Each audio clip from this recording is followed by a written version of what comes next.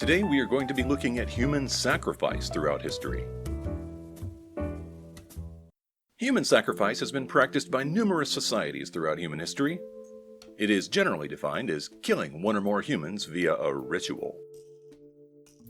Sacrifice was typically offered to appease a deity or provide benefit in the afterlife to other deceased individuals. The methods used to kill were extremely varied and often brutal. Almost every society has practiced some form of ritual sacrifice at some point in its development.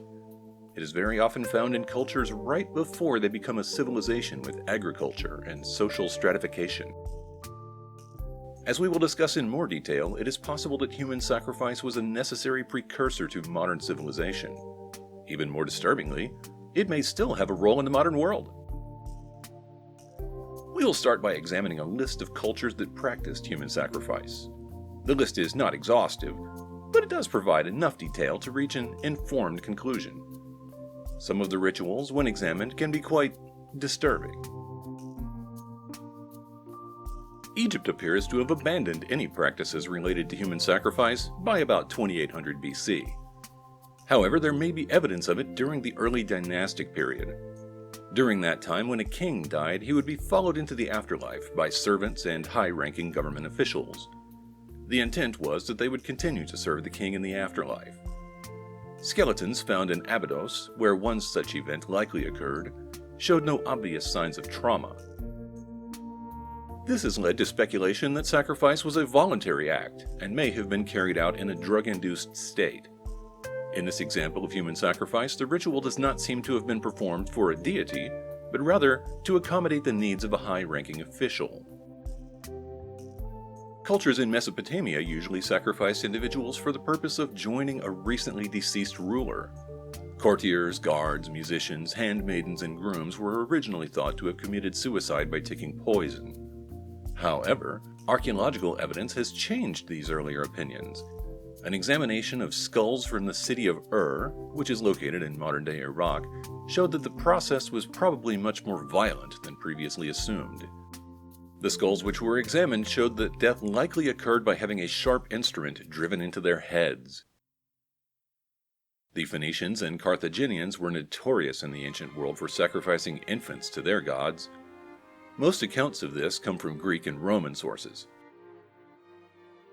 However, archaeological excavations have uncovered the bones of numerous infants in Carthaginian sites that have been examined. One child cemetery that was examined contained over 20,000 urns. So it is possible, though not necessarily confirmed, that ancient sources were correct in their description. By contrast, the Romans liked to claim they did not perform human sacrifice, while actually promoting activities that could be perceived as sacrificial in nature. There are certainly some events that qualify, despite the claims otherwise.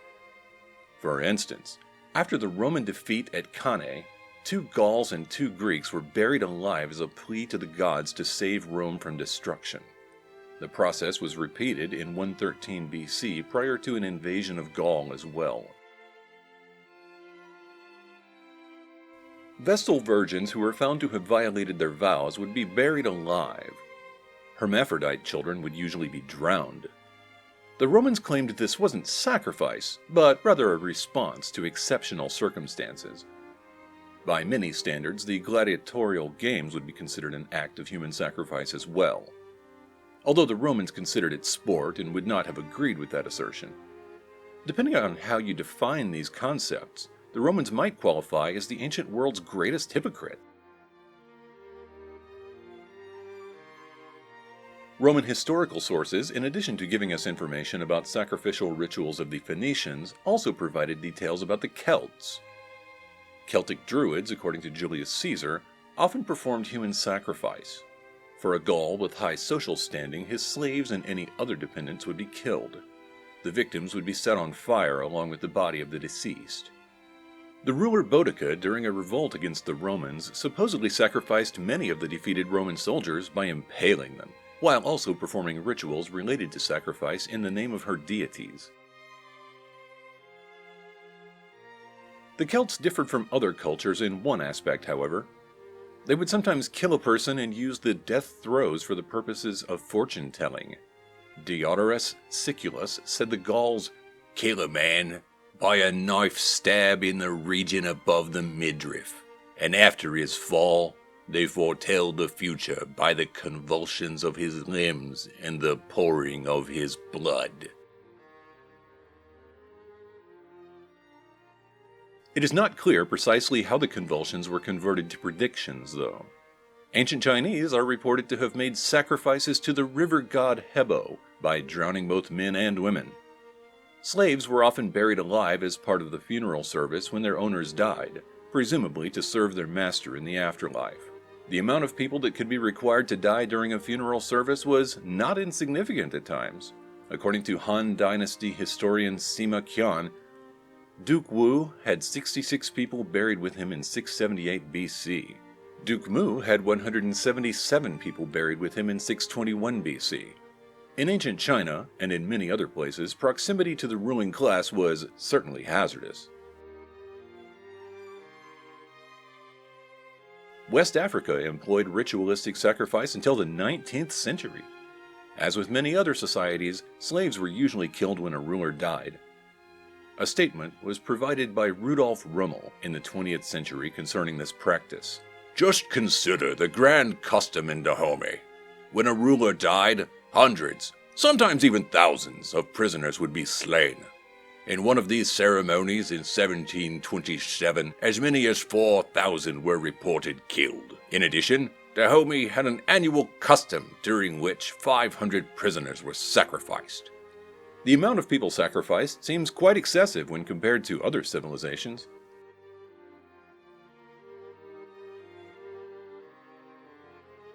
Athenians, behaving more like cultures in the Americas in some ways, brought death to individuals as a type of cleansing ritual. They did this via the sacrifice of two people called pharmakoi. One of the individuals represented the guilt of Athenian men, and one represented the guilt of the women.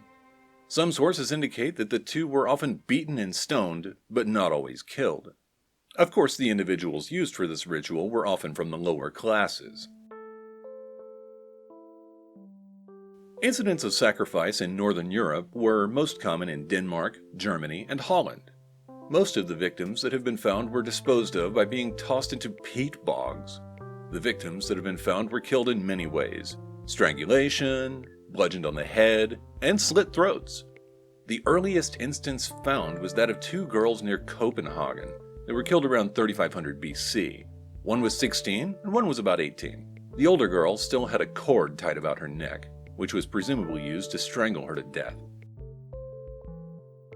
The Vikings, when a person of social standing died, asked for volunteers, who were typically slaves, to be sacrificed. One account from a Viking funeral in Russia around 921 AD is as follows. The dead man's slave girls were asked who wished to die with him. One volunteered to be burned in his ship with him. When she went to her death, the men began to strike with the sticks on the shields so that her cries could not be heard, and the other slave girls would not be frightened and seek to escape death with their masters. A dagger was plunged between her ribs repeatedly, and the men strangled her with the cord until she was dead. The flames grew and engulfed the pyre and the ship. It would seem that, in the Viking world at least, volunteering to be sacrificed did not reduce the brutality of the event. Pre-Columbian civilizations in the Americas are very well known for their habits related to human sacrifice. Both prisoners and volunteers were sacrificed, depending on the type of ritual. A Franciscan friar named Marcos de Niza described the Chichimecas in 1539. They of this valley cast lots whose luck it shall be to be sacrificed, and they make him great cheer on which the lot falls, and with great joy they crown him with flowers upon a bed prepared in the said ditch, all full of flowers and sweet herbs, on which they lay him along, and lay great store of dry wood on both sides of him, and set it on fire on either part, and so he dies. He also indicated that the victim incredibly took great pleasure in being sacrificed. The Mixtec people, quite uniquely, used sacrifice rituals in combination with sport to settle disputes between cities. The rulers would play a specific ball game instead of going to battle. The loser of the game would be sacrificed, which would then resolve the issue. The winner of the game could then rule both cities. One ruler named 8 Deer was reported to be excellent at this game. He won several cities via the ritual. He was eventually sacrificed for violating traditions and trying to create an empire, however. The Maya believed that cenotes, or limestone sinkholes, were passages to the underworld. They would throw victims into these holes to please the water god Chak. Excavations have found at least 42 individuals sacrificed in this manner, with half of them being under 20 years old. It is not immediately clear what conditions triggered this ritual. The Aztecs may have sacrificed larger numbers of individuals than any other society in history. There could be daily sacrifices to the god Huitzilopochtli to ensure the sun continued to rise. Also, there was a 52-year cycle in the Aztec calendar. Sacrifices were required at the end of the cycle to prevent the end of the world. Before the ritual, all fires were extinguished and all activities stopped. Then, during the ritual, the priests killed a man and removed his heart. Then, a fire was lit in his chest cavity. The priests would light their torches from this fire, then walk through the cities and temples lighting new fires. This ritual signified the beginning of a new cycle. In the 1487 reconsecration of the great temple Tenochtitlan, some estimates state that 80,400 prisoners were sacrificed. Additionally, the Aztec were known to sometimes sacrifice children. Despite the brutality, a lot of Aztecs that were sacrificed did so willingly. The Incas, unsurprisingly, also performed human sacrifice. This was mostly done at festivals or royal funerals. The Moche of eastern Peru were known to sacrifice teenagers in large numbers. Archaeologist Steve Bourget discovered this when he uncovered the bones of 42 male teenagers in 1995. The study of Moche art has allowed some reconstruction of their most important sacrificial ritual. It began with ritual combat, and the loser was sacrificed. The warriors would face each other in combat and, rather than try to kill each other, the goal was to remove the opponent's headdress. The loser was stripped of all clothing, then bound, and was then led to the location of the sacrificial ritual. The methods used to kill the victim varied, but at least one would be bled to death. The blood was offered to deities to please them.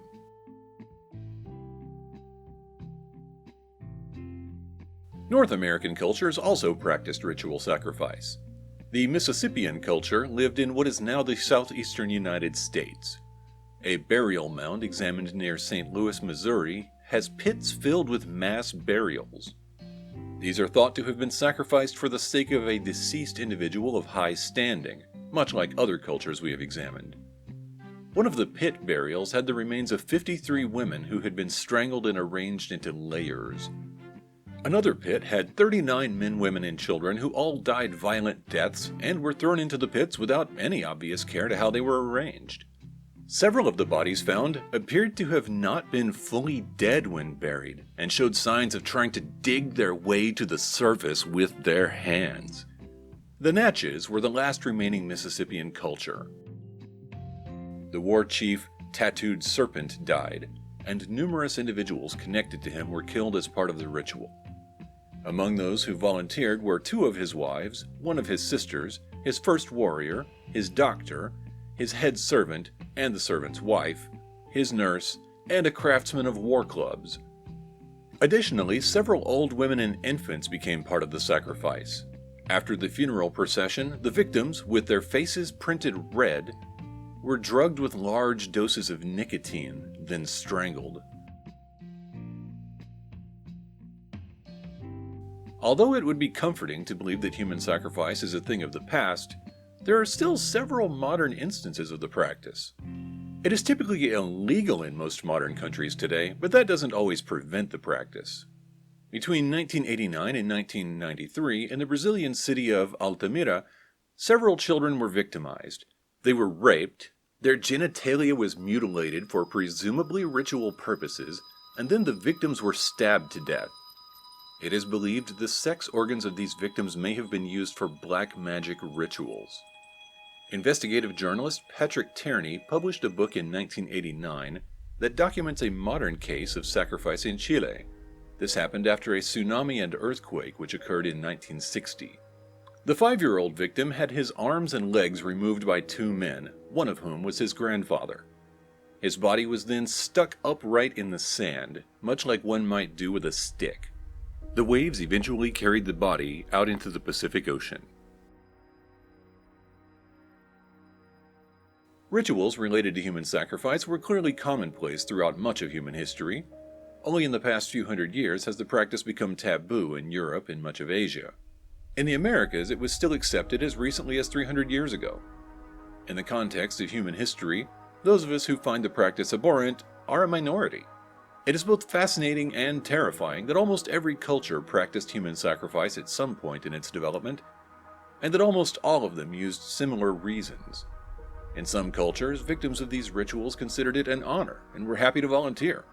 But in most cases, we can safely assume that those being sacrificed did not go to their fate willingly. As human sacrifice was so prevalent, it must have served a purpose. Additionally, the fact that so many cultures practiced it in the context of appeasing gods or joining rulers in the afterlife strongly hints at what that purpose might be. Some archaeologists use this as evidence to support what is known as the social control hypothesis. The idea behind this hypothesis is that ritual sacrifice terrorizes the population into submission and consolidates control and power in political and religious leaders. What is not clear is whether this was a necessary step on the path to creating modern societies. Do you think human sacrifice was a necessary step in human development?